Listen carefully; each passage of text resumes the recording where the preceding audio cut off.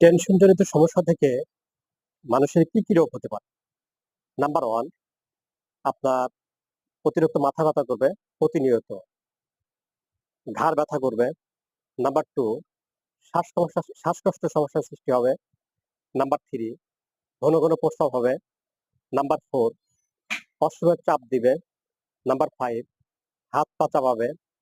Number six, অতিরিক্ত বুক ব্যথা করবে। নাম্বার সেভেন, গ্যাসের চাপ দিবে।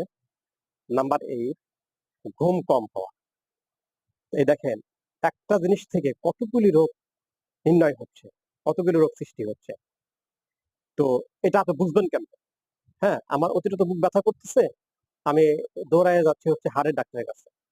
হাড়ের ডাক্তার চেকআপ করে দেখতেছে কোনো কিছুই হয়নি আমার। হুম? আমার অতিরিক্ত মাথা ব্যথা করছে, অতিরিক্ত ঘাড় ব্যথা, আমি ভাবতেছি প্রেশারের সমস্যা থাকে, কিন্তু না, প্রেশারও ঠিক আছে।